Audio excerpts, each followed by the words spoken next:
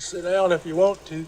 Right in the middle of what's going on. I'm in the middle of an interrogation. Take a seat, young Skywalker. The middle children of history, man. Middle of the day, Alfred. Please, take a seat there. Right now, I'm in the middle of nowhere. Stop the middle, it's a basic! Meeting in the middle. Like. They fought for the freedom of middle. The middle of the middle of a In the middle of a war, man! Come on, freaking ridiculous! Why don't we have a seat and talk it over? No! Not the middle seat! Put down that cup of tea and get out of your mind excited for the latest episode of the Middle Seats podcast, the best seat in the house for all things movies and entertainment. I'm the master of your nightmares, Mr. Andrew Auger. Boy, that's a bad one to introduce myself with. But yeah, that's normally something you'd say to me. yeah, for real. I'm Andrew Auger. I'm your host tonight. He's as reliable as a TSA agent coming to save your life, Mr. Nate Lungarini. How's it going, everybody? Good to be with you. Let's get going. And he's as meh as the Keanu of any filmmaker's resume, Mr. Jake Hensler. Ouch! I remember both of us thinking Keanu was pretty decent, so I'm gonna That's call why I you said on your, meh. Not call you on your terrible. BS there. The cat was cute. Yeah, the cat was cute. Jake wasn't the cat. Jake was the meh part, but Jake was method man. Yeah, there it is. Anyway, the Middle Seats podcast, like I said, is the best seat in the house for all things movies and entertainment.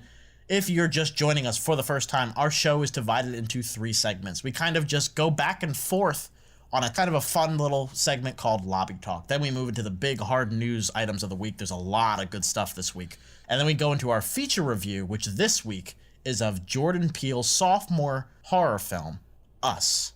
If you are watching this show on YouTube, this video will only include our 2 segments, Lobby Talk and News. Look for our review of Jordan Peele's Us in a separate video. A quick reminder, if you don't want to listen to the entire show, we'd be very sad, but you know what, we understand you're busy, you've got a lot of things to do throughout your day. There are time codes in the description below. You can skip to the part you want to hear. So we're just happy you're joining us right now for this latest episode of the Middle Seats podcast. Let's move into our Lobby Talk segment. Let's all go to the lobby. You're in the lobby? What do you look like? I will blow up the block before you can make the lobby. So this week on Lobby Talk, we got to thinking about, what a transformation Peele has done. We're talking about his Us movie. He did Get Out a couple years ago. But his origins, his beginnings, is the comedic skit show Key and Peele. And, we really just wanted to tackle something nice, something simple before we get into the complicated Us. What is our favorite Key and Peele skit? Naturally, the Lobby Talk person goes last, so I'll swing it over to the lovely handy-dandy Nate. Nate, what is your favorite Key and Peele skit? Alrighty. Lots of options to choose from. We could probably go for days on just the best of the best, but my personal favorite is the dueling hats skit. Yo, what's up, man? How you? Man. Oh, cuz. Keeping it straight.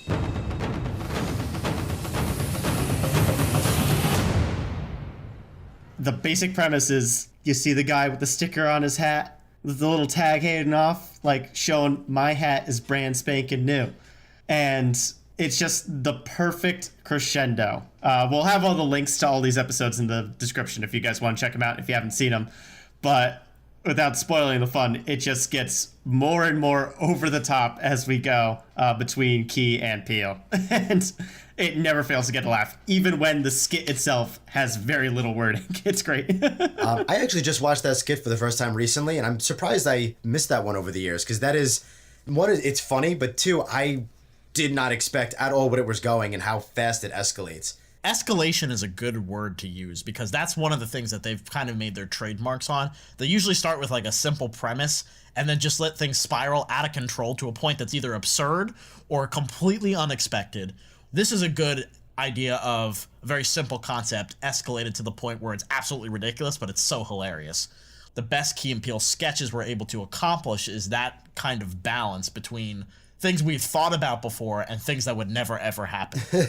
Right, exactly. Like, even with the first brand new hat that comes up, even the one right after it, I was like, that's ridiculous. And then nothing could prepare me for what the next 2 things are. Right. I'd love to be a fly on the wall while they were writing these kind of sketches. You know what I mean? It must have been a blast. Yeah. What about you, Andrew? What would you say is your favorite? Well, I think, we were all thrown off guard when Get Out was as good as it was. But really, the signs were on the wall for the entire run of Key and Peele. Like, they made their entire careers off of not just funny, hilariously written, subversive sketches, but also really, really well shot, well made, well directed, beautifully executed. The reason that they're so funny is because of the contrast between the ridiculous escalation we were talking about and, like, the completely playing it straight. Oh, yeah. The best comedy usually is when they're not in on the joke. We're the ones in on the joke because of just how ridiculous it is in a familiar setting. And my favorite, personally, is Rap Album Confession. Just confess, Conrack. Yeah, but you ain't got none. Okay. You know, I'm very glad that you said that. I killed Darnell, yeah, I shot him with my 9. I shot him 9 times, 9 p.m. on the dime. It's been seen by a lot of people. It's got 21 million views on YouTube, so I can't say it's like one of the under-the-radar ones. But it's like not one that a lot of people talk about, but it's so funny. It's the typical bad cop interrogation of a possible murder suspect. And he's trying to get him to confess to a murder. Key is the person interviewing Peele, who's like the rapper. He's like a 2 Chainz rap figure. And basically, more and more clues come out that just escalate into the obvious. And it's just exasperating for Key as he's not getting anything out of this guy. It's shot exactly as like CSI, like a show you would see on CBS at 9 p.m. on a Wednesday. But at the same time, it's just the writing, each joke builds on the next, and it just crescendos in this perfect little epilogue. Nate was just watching it a couple minutes ago, and I could see what part he was on, and he was dying laughing. Like, it's that kind of stuff that was why Get Out was so successful. Yeah. Another cool little like hint at a great director hiding in the wings here was just the script writing and the plant and the payoff. You can tell that Key and Peele just had a story to tell within the first couple lyrics. And it's more than just, oh, here's a funny guy gonna say a funny line. It's this guy is going to take you on the story of how he's gonna get away with murder to the bullet points of being dragged down the hallway in the epilogue. Yeah. It's fantastic. Yeah. This is why Key and Peele were so popular. Not just because of the memeable moments. Like, obviously, Substitute Teacher is a big one. East-West Bowl is another one. The reason they were so popular is because they were on another level than, like, something even like Saturday Night Live, who, like, rarely hits this level of intelligence. And that's not a knock on Saturday Night Live. It's just talking about how good these two were at what they did. And they went out on top. Amen. Right. Saturday Night Live, you know, unacceptable, totally not funny. The Rap Confessions one is one that I've been familiar with for a while, and that one is, like Nate said about the dueling hats, Rap Confessions does make me laugh every single time. How ridiculous it is, the escalation, the writing, and, like Andrew said, how serious they play it is just so funny. And I guess that leaves me with one of my favorite skits by them. You know, forgive the language, but it's the one where they just kind of look around when they're talking about their wives and they go, bitch. Like last week, man, we going out to dinner, right? I'm like, where do you want to go? She's like, you decide. Uh-oh. I'm like, all right, Outback Steakhouse. She's like, nah, Daryl, I named 7 more restaurants. No, Craig, no. I finally said Taylor's, the place I know she wants to go in the first place. Right. She looked at me, she said, if that's where you want to go. No, she didn't. Daryl, I looked my woman in the eye sockets. I told her straight out. I just said it, man. I said, bitch. Hey, guys. Hey, girl, how you doing, man? You having a good time? You seen the bedroom? And basically the premise is these two couples get together, you know, the two guys, Key and Peele, go out, and they want to talk amongst each other, and they kind of want to vent and get about, you know, talk about the fights that they might have had. And they were like, you know, she did this and she did that. And then they each turn around and make sure nobody's listening. And then they whisper, bitch. Right, and it's super relatable, too. Again, the joke is not that they're saying bitch over and over again. The funniest part of the joke is that the idea of, like, masculine, manly men who, like, really want to stand up for themselves, but they're so scared of their wives hearing them. that they will do anything to avoid it. It's so funny, and it's played out in other movies and TV shows before them. But their spin on it in their own skit is just like hit it right on the head in the most perfect way. Right. It's body language, it's their tone, and it's the freaking settings that they put these characters in. Where they end up. Perfect mix. 10 out of 10. So obviously we're going to have a lot more to say about Jordan Peele later on when we talk about Us. But for now, let's kind of go into a lot of big news this week. And this just in, a Newsbreak special report. This is breaking news. I've just been handed an urgent and horrifying news story. This was a really big couple of weeks in news, guys. There was a lot that I kind of posed to you guys that we could talk about that we just had to leave on the cutting room floor because there were other things. There's a new Toy Story 4 trailer out, of course, Avengers Endgame. Apple is joining the streaming wars, all that stuff. We're not even going to be able to talk about any of that. But we are going to talk about James Gunn. Now, of course, we first chronicled James Gunn's removal from Guardians of the Galaxy Volume 3 months ago when it first happened. It was a huge, huge story. James Gunn directed Guardians of the Galaxy Volume 1 and Volume 2. He was originally fired off of Guardians of the Galaxy Volume 3 after inappropriate tweets resurfaced from his past, tweets that Disney apparently was aware of when they originally hired him, but certain factions on the internet made it more widespread public and it ended up costing him his job. The cast was not very happy about this, most of them threatening to quit, especially Dave Bautista, who of course plays Drax the Destroyer. He was ready, he had one foot out the door, he was ready to follow James Gunn wherever he went. James Gunn, where he ended up going, was over to the competitor DC.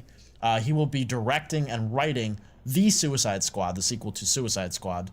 But now we know, months ago, behind the scenes, after reconciliation between Disney and Gunn, he is back on Guardians of the Galaxy Volume 3. He will be doing Guardians Volume 3 after The Suicide Squad is done, so that means we won't get a third film until probably in the 2022 to 2024 range, which seems like a while off, but it'll be here before you know it, really, in all honesty. But guys, this was a huge reversal, and I don't think any of us were really expecting this. What is your initial reaction to this, Nate? Honestly, I'm kind of surprised that we didn't see the signs sooner that Disney was going to reverse their decision. The other major breakup we saw from the MCU was when Edgar Wright was taken off of the Ant-Man project, and they brought on Peyton Reed almost immediately afterward. So now we have Guardians of the Galaxy 3, which the first two did very, very well for Disney, and there was also internal reporting that Kevin Feige, the main man holding the MCU together, was really on James Gunn's side here. So I feel like Disney actually probably reversed their decision pretty quickly after they fired him. And just were kind of waiting for the PR to settle to bring him back on when it was a good time. I'm very happy that he is back on. The whole scandal, quote unquote, was pretty ridiculous because A, he'd publicly apologized for those tweets a long time ago.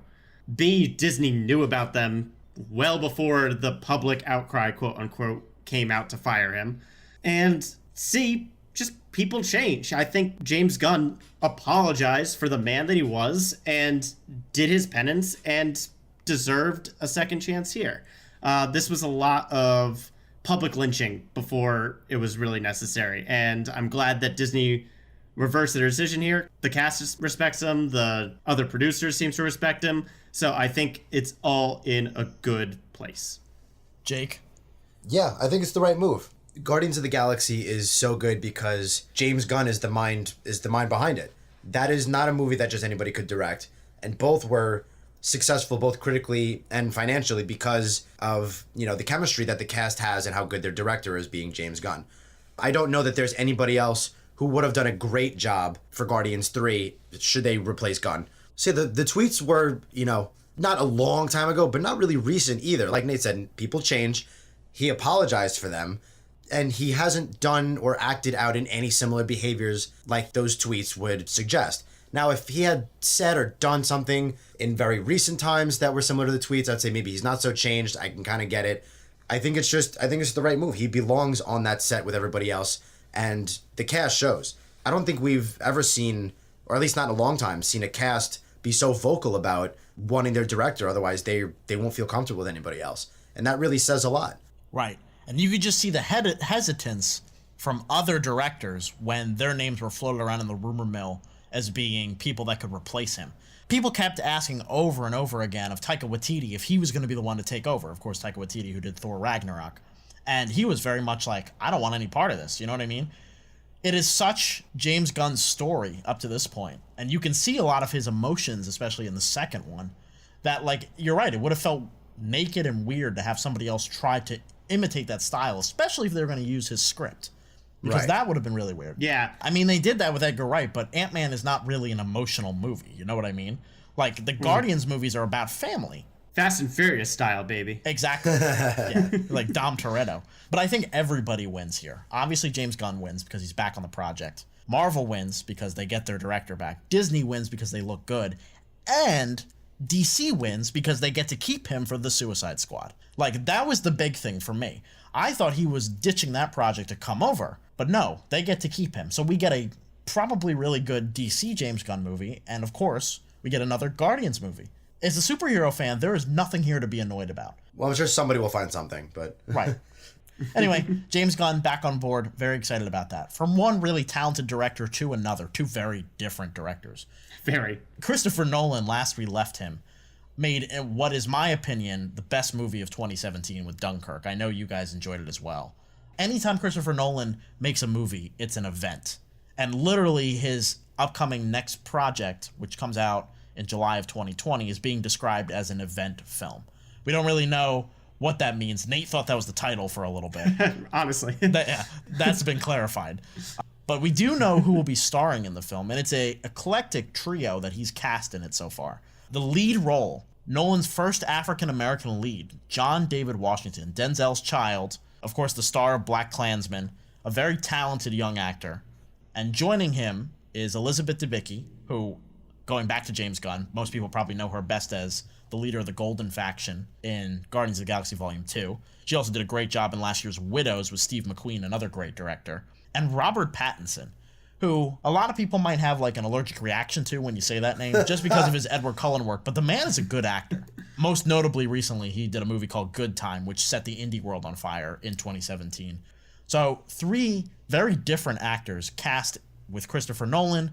We don't really have an idea, like I said, of what the movie is. It could be something sci-fi related. There's also some rumors there's romance mixed in.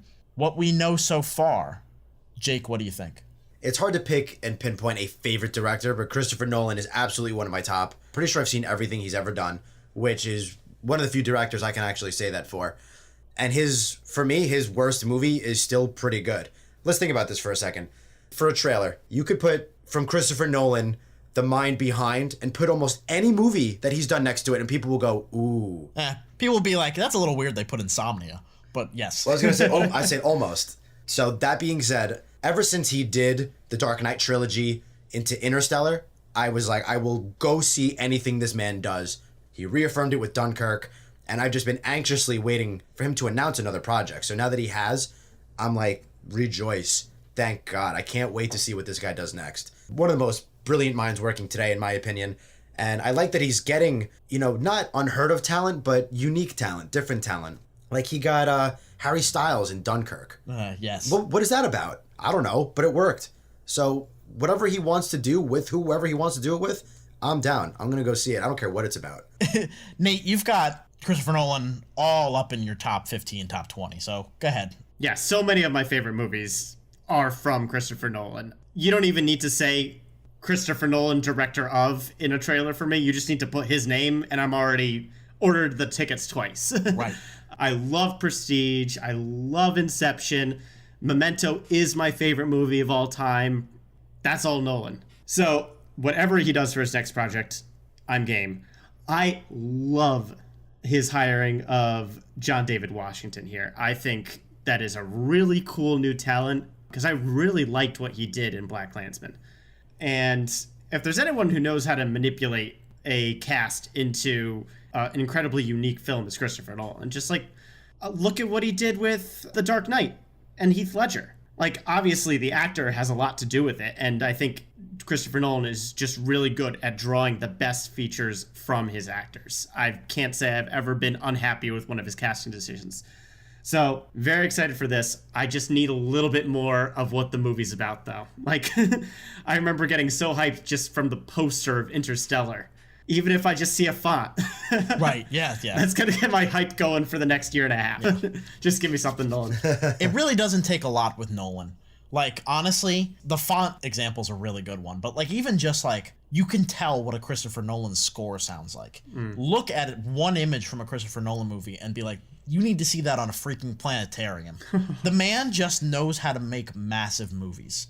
And you're right, he casts things really, really well. And he makes great discoveries. I'm hoping this movie catapults both John David Washington and Elizabeth Debicki into the next stratosphere. Well, I was going to say, that's huge for both their careers, working with a guy like Nolan. Right. A lot of people are going to go see this movie, whatever it is. They were both already highlights with huge auteur directors before this. And I'm hoping, for Robert Pattinson's sake, that this is the mainstream revitalization that he finally deserves. And if James Gunn can get a redemption, so can Robert Pattinson. Right, exactly. He has been working his butt off to kind of shake off the Edward Cullen stench for years now. He's really funny when he talks about it, actually. Right, he hated that experience. Yeah, he rips on it better than anybody else does. It's really funny. Right, but he's been working almost exclusively with like David Cronenberg and James Gray and David Michaud, these indie directors that are like trying to get the most visceral performances out of him, and it's paying off.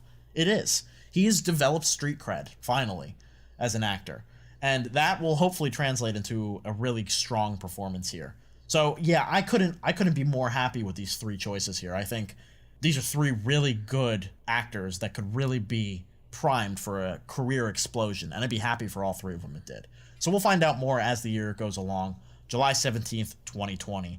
This summer, another movie by a great director with a lot of talented actors coming out. We got our first glimpse this week.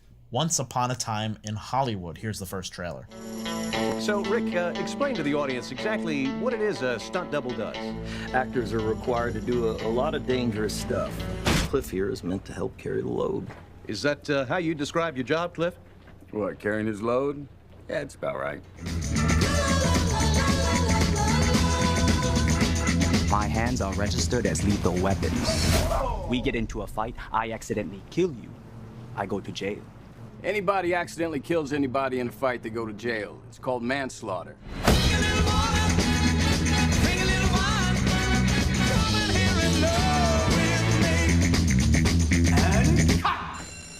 That was the best acting I've ever seen in my whole life.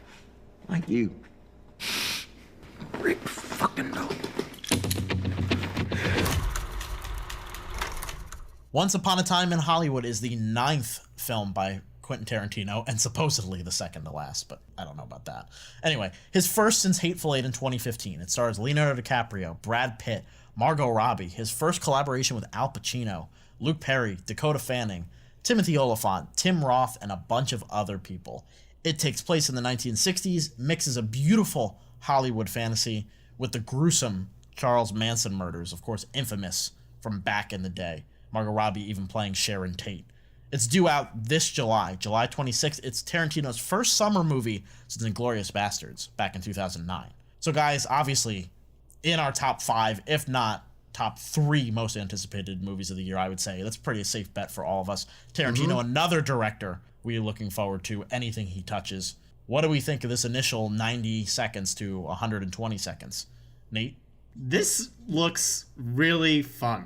And it also doesn't look like a Tarantino movie right now. Like, granted, as soon as we get to the murder sections, that might change, and we'll get the classic Tarantino that everyone knows, not necessarily loves or hates, but definitely knows. But this looks very tame for the moment, which I find fascinating. The most reference we get to blood in this trailer is that hilarious joke with Bruce Lee in that fight scene there. Casting alone, I think this blows Nolan's announcement out of the water. There are a lot of big names on this list. And a lot of ones that I would love to see in more movies. I haven't seen a Brad Pitt movie in a long time. Margot Robbie's obviously awesome. And then you can't go wrong with Leo. Ever. Yeah. I just realized it's Leo and Margot back together. I don't know why I never put that together. And this is Leo's first performance since his Oscar, right? Yeah, he picks very sparingly. It's almost been 4 years. Very nice. Taking a long nap off. Yeah, I don't blame him.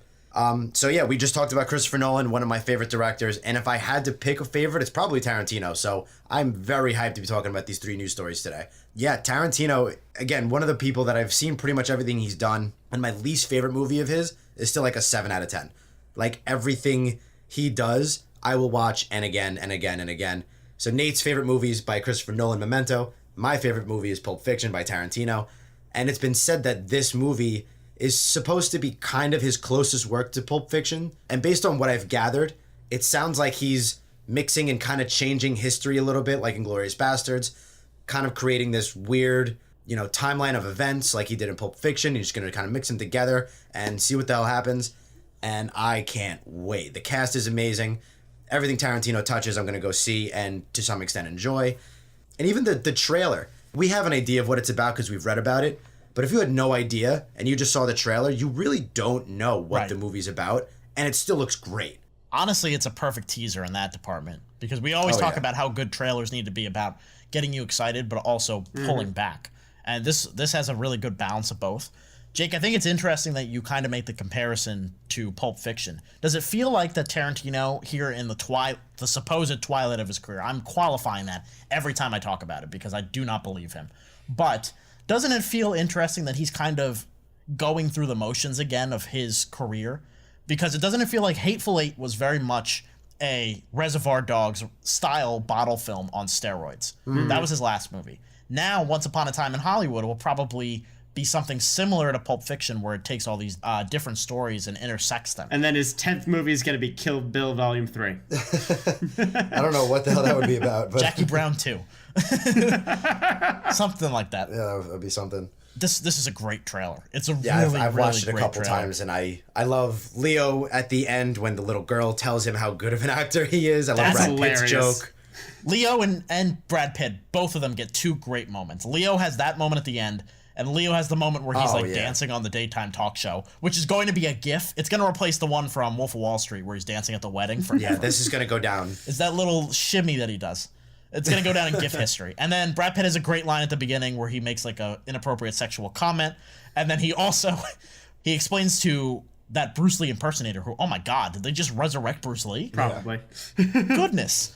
But basically he has the Peter Dinklage line from Avengers Infinity War. Like, yes, that's what murder and killing you means. Like, you know what's funny? I'm assuming I'm not the only one, but I knew exactly where that joke was going. Like, oh, if I kill you with my bare hands, I go to jail. Like, you know where it's going. And it still makes me laugh. It's just a good setup and delivery. You know why? Because that little pan with the camera is like perfect. Yeah. He's just sitting on a truck holding like a milk carton.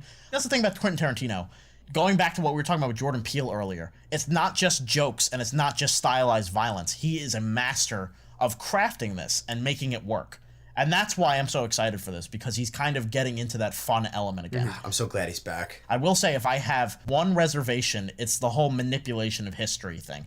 Like, the Charles Manson murders were gruesome and really tragic. And I mean, not that the Civil War and World War II wasn't, but there are specific victims to this Charles Manson thing. You know what I mean? Like, you can do a revenge fantasy in the Civil War because, I mean, not to be like that, but like thousands of people died. There's not one specific person you're going to piss off. This is more personal. Right. Like, imagine being one of the victims of Charles Manson or like knowing a victim of Charles Manson. Right. You hope Tarantino knows how to handle it. Exactly. I'm afraid this might be a little distasteful. That's the only thing that I'm not excited for in this movie that comes out in July.